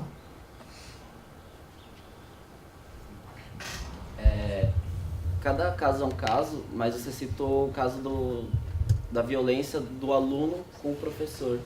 Esse não seria um caso de resistência do aluno dentro dessa violência que é o meio acadêmico, na qual o professor ele é quase um ser absoluto, com 1001 argumentos embasados que acaba oprimindo o aluno sempre, sempre saindo pela tangente com um argumento muito bom e às vezes uma atitude extremista é a única resistência que o aluno tem.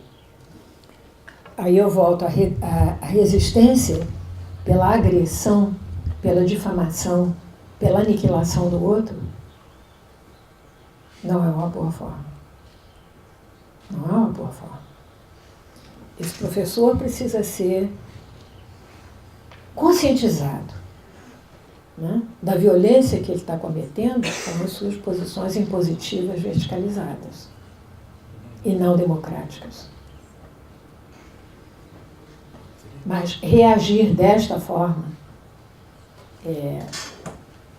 pichando de racista uma parede de uma sala de aula, onde o professor, que tem uma trajetória, repito, uma trajetória de defesa incondicional de minorias raciais, isso não é uma forma de resistência. Isso é uma violência das mais pesadas. São como as que eu citei aqui. O denuncismo, onde você acaba com o outro pela difamação. Você o difama. Crie movimentos de resistência a professores pouco democráticos. Reúnam os alunos. Conversem. Coloquem o professor na mesa de conversação de uma forma não violenta. A violência vai trazer violência sempre, em qualquer circunstância.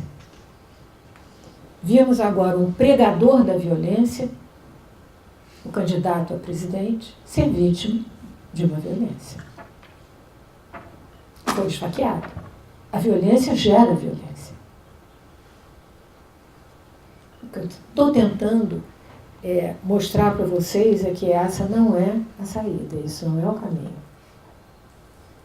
No meu entender.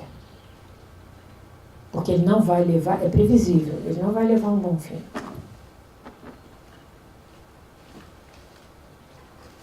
Gere resistência, sem dúvida alguma, mas não violenta.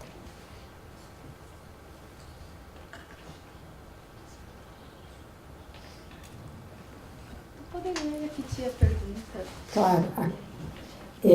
A violência é um problema social? Respondo. A violência é um problema social? Sim, sim. Acho que é consensual que a violência é um problema social. Ou a violência é uma solução padronizada para os problemas sociais? Também. Eu não sei se vocês estão percebendo que com essas perguntas, meio que eu estou chegando à dicotomia que o Zé falou. Posições que nós poderíamos classificar de esquerda e posições que nós poderíamos classificar de direita. Mas que são as duas coisas, assim como na pergunta anterior, são as duas coisas. A violência é uma forma puramente destrutiva da sociabilidade, ou a violência é uma forma positiva de sociabilidade que faz as pessoas se unirem?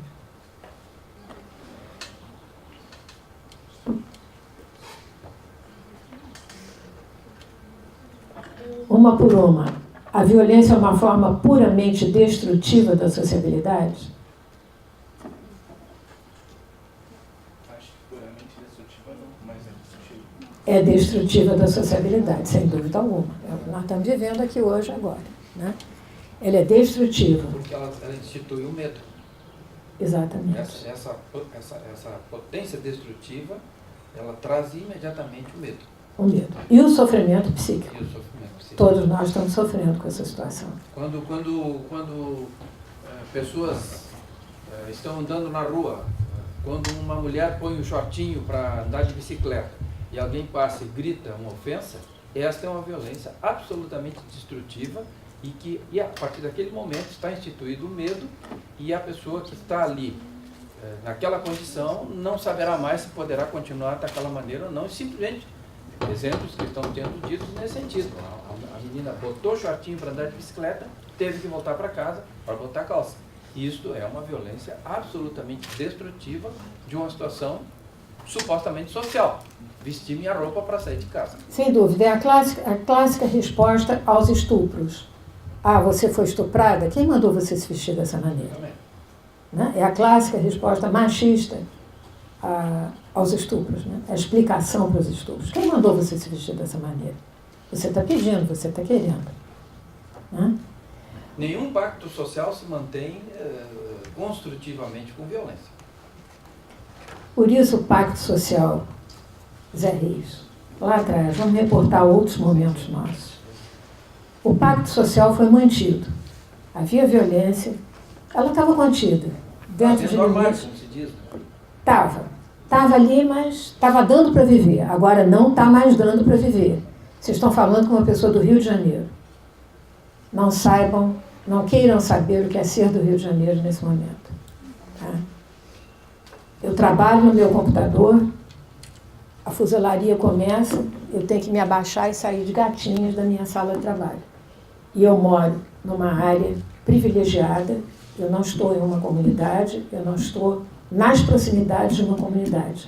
Eu tenho uma mata perto de mim, uma mata que foi tomada pelos traficantes, e de dentro da mata eles trocam tiros e eu não posso trabalhar. Quando o tiroteio começa, eu tenho que interromper o meu trabalho e ir para a área mais recôndita da casa. E se nós estamos no meio da rua, vem uma bala perdida e acaba com a gente. E são assaltos de todo lado, e são achaques de todo lado. Crianças sendo mortas na nossa frente. Vocês não queiram saber o que é viver no Rio de Janeiro. Ela está absolutamente solta e descontrolada. O pacto social foi rompido, não há mais limites. Se matam crianças com níveis de crueldade inomináveis. A vida humana não vale mais nada. Então, era preciso reconstituir esse pacto social. Uma nova tessitura. Mas como? Na escalada da violência?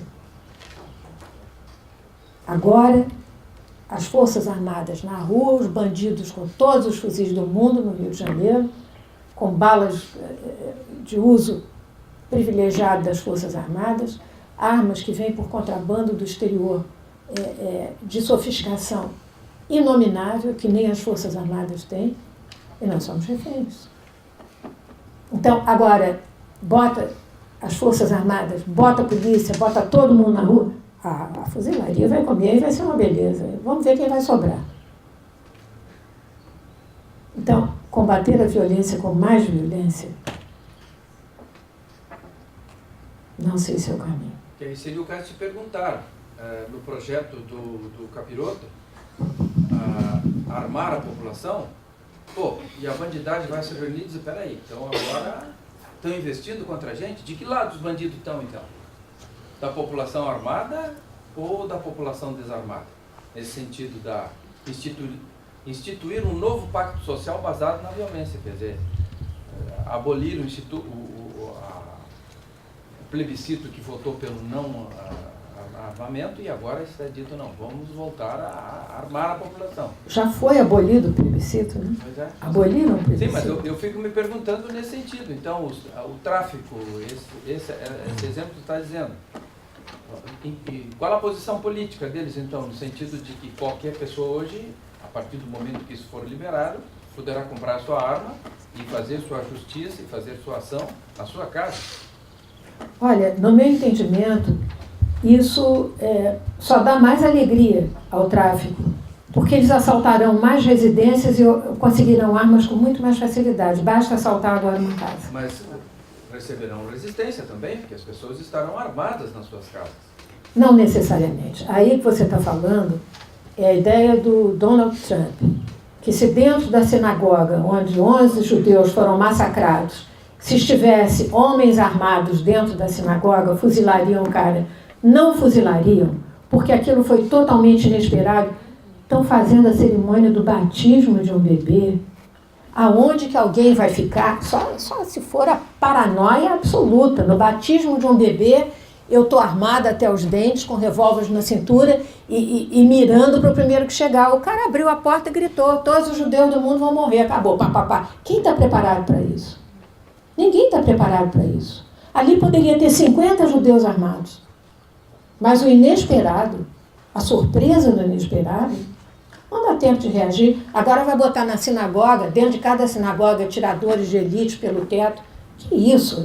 Ninguém consegue viver num lugar assim. Não tem como. A saída positivamente não é por mais armas. Não é por mais armas. Por isso, então, essa pergunta que tu disseste. Violência, ela só tem poder destrutivo. Só. Somente. Qualquer que seja o caminho que se botar. Só. Por isso, meu interesse em resgatar pessoas que desde o século XIX trabalharam numa linha de não violência. E o que eles conseguiram com o trabalho deles. E para mim nós temos que investir nisso. Não comprarei, nem serei concordante que ninguém na minha casa compre arma. De forma alguma. Essa não é a solução. Não pode ser a solução. Você sabe o que vai acontecer? Marido chegou em casa bêbado, de cara cheia. Hoje, ele enche a mulher de sopapo. Ele com a arma em casa, ele vai pegar a arma e vai matar a mulher. Feminicídio já existe para isso, né? Bom, vai recrudescer. Porque o nosso caso no Rio de Janeiro é de espancamento de mulheres. Isso é uma banalidade no Rio de Janeiro. O homem bebe na rua, chega em casa bêbado, espanca a mulher. Isso é dos casos mais comuns. Ele agora não vai mais espancar, ele agora tem uma arma, dá um tiro na testa da mulher e acabou, resolveu o problema. Vai recrudescer estupidamente a violência.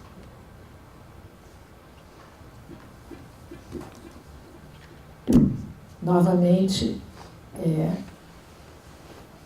a gente tem que se fiar ou ter alguma esperança no poder mais alto.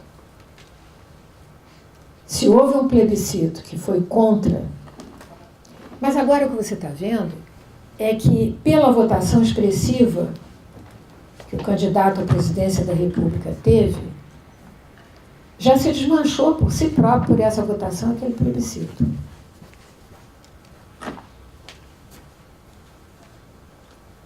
Zilhões de pessoas se manifestaram a favor desse armamento. Foram a maioria.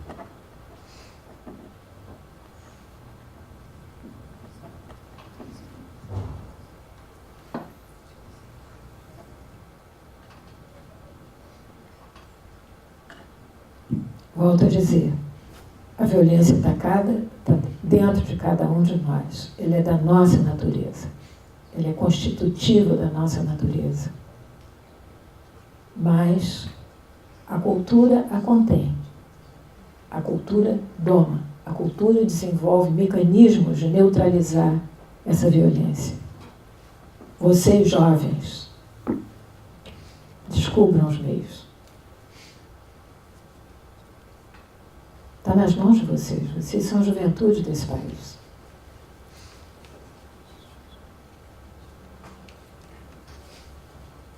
Encontrem formas de neutralizá-lo. Em outros momentos, ao longo da trajetória da humanidade, diferentes culturas, diferentes civilizações encontraram os meios.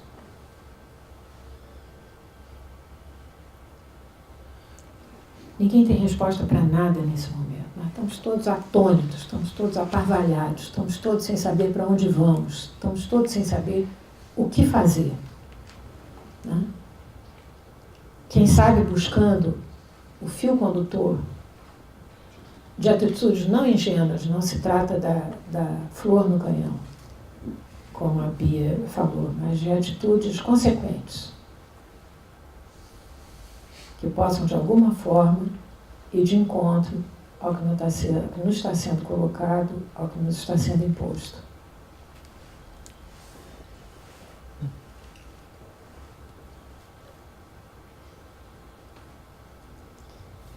Eu sinto muito se o silêncio está pesado, se vocês estão... O ambiente está pesado. Mas esse é o Brasil agora. Essa política que vinha sendo aplicada, tá, de luta de classes, que é uma violência, tá, gerou 60 mil mortos. E agora se atribui que o senhor que está assumindo hoje, o nosso presidente, assumido em janeiro, se diz que ele vai gerar mais violência. Tá? E esse modelo está aí. Tá? Tem que haver uma solução. Tá? E esse modelo está aí, onde se pregava a luta de classes, né?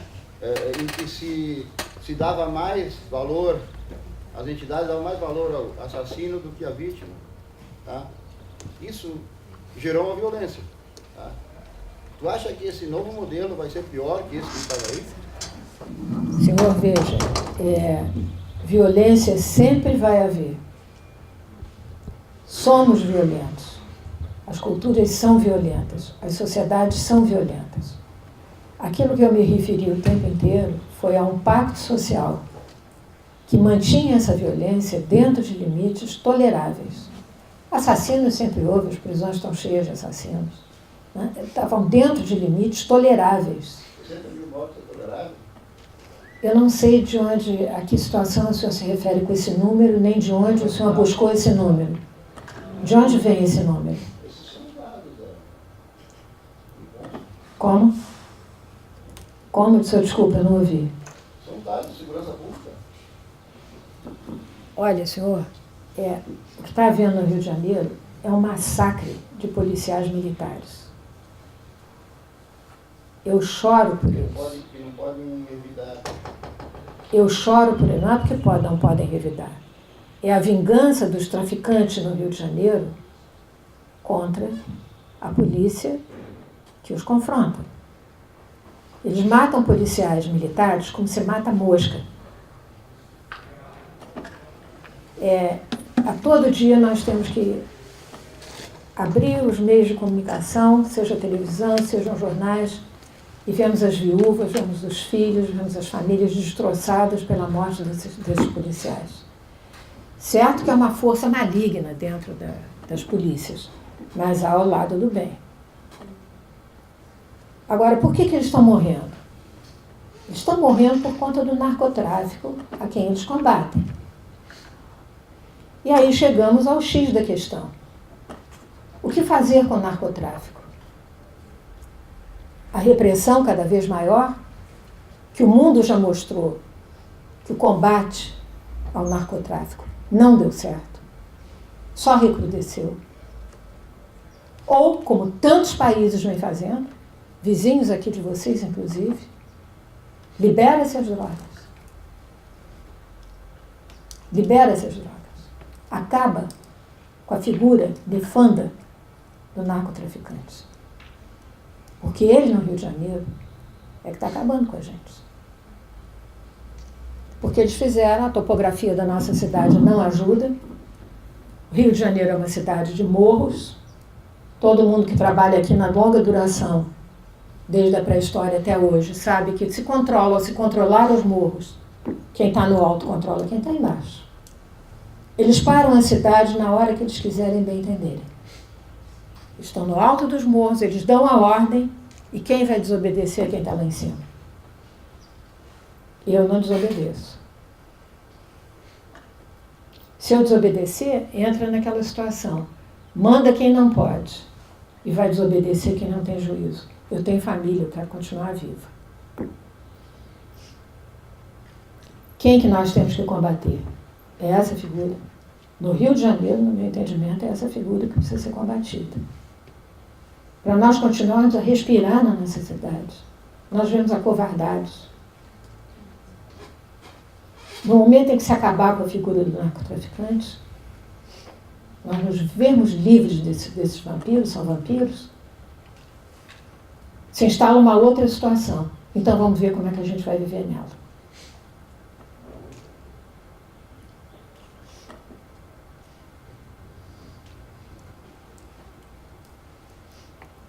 Aí quem vai morrer são jovens que optam por se drogar. Aí é um problema deles. Se querem se drogar e morrerem de overdose, é um problema de cada um. O álcool é vendido em cada esquina. E o que eu comentava ontem com meus colegas é uma coisa muito curiosa, um fenômeno que eu venho observando. Que a geração anterior se drogava, a geração atual se alcooliza. Temos um monte de gente alcoolizada na nossa profissão agora, na juventude. Eu vejo que o senhor está muito aborrecido com o que eu estou dizendo. Eu sinto muito se nossas ideias... Eu não estou aborrecido. Não, o senhor fez fez uma expressão de grande aborrecimento. Eu sinto, mas estamos trocando ideias aqui. Eu só questionei, até para debate. Eu acho que aí passa a ser a opção de cada um. Quem entra dentro de um bar e compra cachaça, de manhã, de tarde, de noite, é a opção dele. Agora, morrer, não pela minha opção, porque o bandido me deu um tiro, porque ele está defendendo o ponto de venda de droga dele, não. Eu quero morrer pela minha opção. Se eu quero me matar, vimos aí a violência contra si mesmo, né? Da Organização Mundial de Saúde. Se eu quero me suicidar, o problema é meu. Se eu quero fazer uma overdose de droga, o problema é meu. Se eu quero me entupir de maconha e perder a memória, não ter memória, não me lembrar de nada, tem colegas da minha geração que usaram e abusaram livremente de maconha, é constrangedor, viu? Não conseguem se lembrar de nada. Aí quando a geração mais jovem diz, isso é um mito, não afeta a memória. Caramba, eu vejo meus colegas da minha geração, arqueólogos que não conseguem retomar a profissão porque simplesmente não lembram de nada.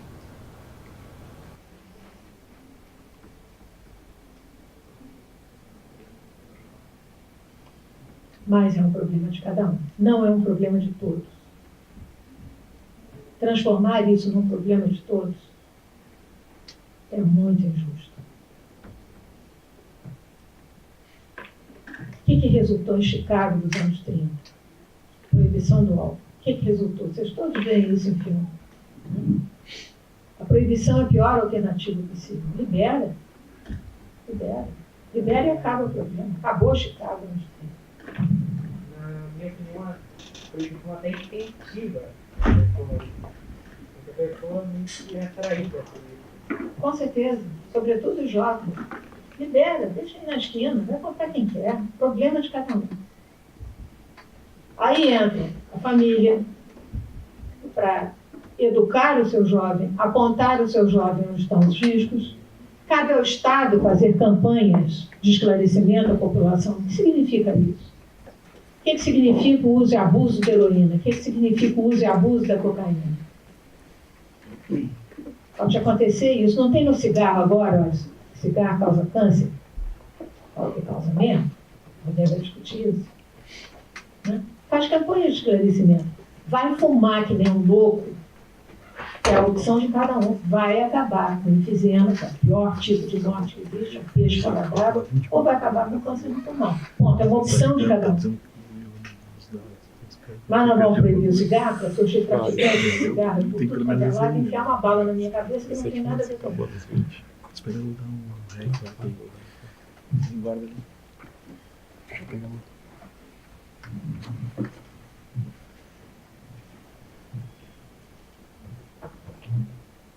Voltando à questão do impacto social, essa união que a gente vê, eu não vejo isso contra a violência, ou seja, uma união de variadas mulheres, um coletivo de mulher sair, dentro de casa, cientista, professor, tudo.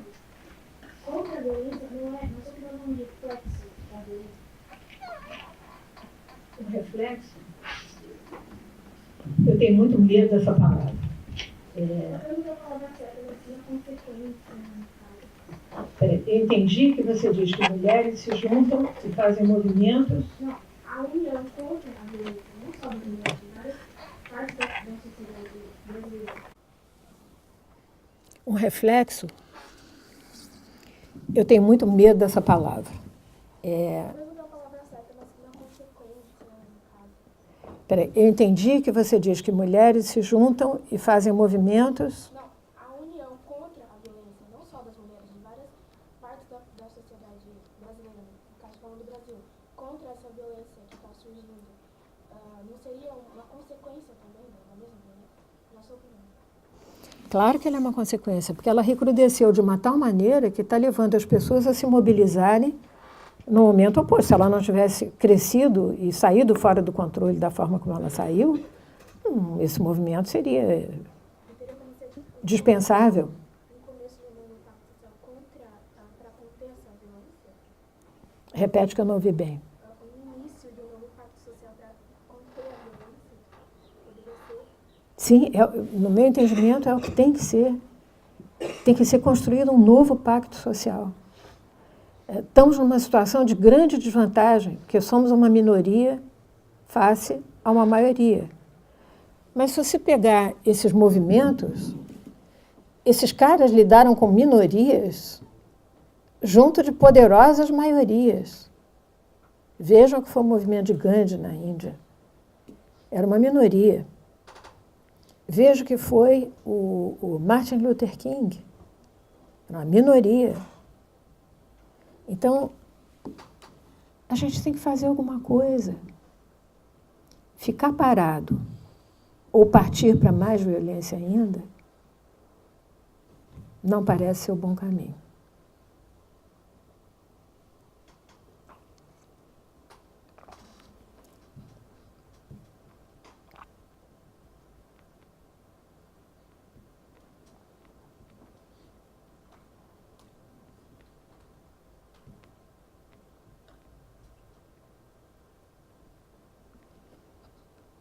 Algum outro comentário?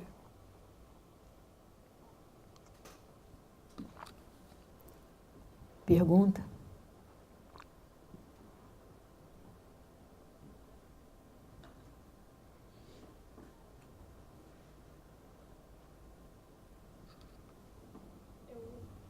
Eu quero perguntar, mas mais para o Moacir, para tentar entender a colocação dele.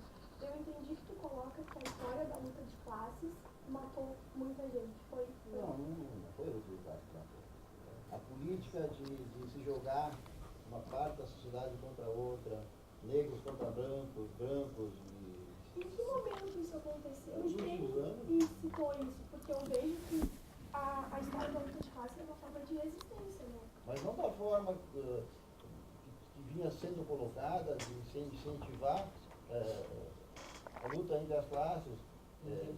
A maneira como era colocada, ela gerava mais violência. Em vez de se fazer uma política séria, né, para isso educar, na verdade. Se fazia um combate assim, ó, tem que ser inimigos, empregados de inimigo padrão. Beleza? Né? Olha, veja bem. O fim da violência. Como esperar isso de um candidato que defende abertamente que talvez inocentes vão morrer para, por exemplo, diminuir a violência? Está na praia de inocência. Jair Bolsonaro disse, né, que se tiver que morrer alguns inocentes no combate armado, isso pode acontecer. Tá, mas não morre hoje? E não vai aumentar? Não sei. Como é que Eu acho que o combate efetivo da criminalidade, ele tende a reduzir a criminalidade, como é feito em outros países. Como? Combate efetivo, prendendo o bandido. Né? As prisões estão abarrotadas, senhor, não tem mais onde enfiar bandido. Estão abarrotadas. Agora, quando o senhor fala de brancos matando os negros, eu não vejo, sinceramente, aqui no Brasil. Eu vejo os supremacistas brancos nos Estados Unidos matando os negros, a polícia matando o negro, a polícia americana matando o negro inclementemente. Quando o senhor fala de patrões contra empregados, né, isso é inevitável, senhor. Isso é inevitável. Todo empregado, a não ser em raríssimas situações, se sentirá espoliado pelo patrão. Isso é inevitável, desde que o tempo é tempo. Desde que o mundo é mundo. Porque alguém se vale do trabalho de outro alguém para o seu próprio enriquecimento. Se ele não partilha esses lucros com aqueles que produzem, isso gera, sem dúvida alguma, revolta. O trabalhador se vê sempre na condição de espoliado. Se ele não é tratado de uma forma justa, no enriquecimento do seu patrão. Isso independe, é o sistema capitalista, senhor, isso ocorrerá sempre. Para isso, os trabalhadores se juntam em movimentos grevistas, para isso fazem suas reivindicações, para isso negociam com os patrões e chegam a um consenso. Acabou. Não vejo mortandade aí, não vejo trabalhadores matando, assassinando patrões, nem vice-versa. Chegam simplesmente a um consenso. O senhor está ganhando muito e eu ganho miseravelmente. Me paga melhor. Mas isso cabe ao governo editar regras para que essa dita exploração, né, tenha limite. Não cabe ao governo, senhor. Se é indústria privada, cabe a negociação entre patrão e empregado. Cabe ao governo regular o serviço público, não a indústria privada. A única proteção que o trabalhador tem é o Estado. Cabe ao Estado editar políticas que regulem, que proíbam, né, essa exploração e tal. Tem que ter parâmetros disso. Tem que ter uma política séria do governo em se regulamentar isso. E a política séria está aí. As relações trabalhistas foram desreguladas. Eu não quero ser indelicado com ninguém. Hã? Era isso que eu ia falar. Sim, mas se atribuindo todo, então, hoje se fala muito que tudo isso vai gerar violência o novo presidente. Tá? Isso já existe aí. Senhor, o que nós estamos falando, ninguém está negando o quadro de violência que existe. A inquietação de muitos, não de todos, mas de muitos, é que ela vai recrudescer. Ela vai aumentar e vai aumentar muito. Essa é a nossa inquietação, ou a inquietação de alguns, não de todos. Gente, eu não quero ser indelicada com ninguém, mas nós temos um horário para entregar a sala. Então, desculpem. Eu quero agradecer imensamente a Tânia, a paciência dela e toda a disponibilidade dela de vir lá do Rio de Janeiro até aqui conversar com a gente. Sou eu que agradeço. Sou imensamente grata. E foi bárbaro. Obrigada. Eu que agradeço.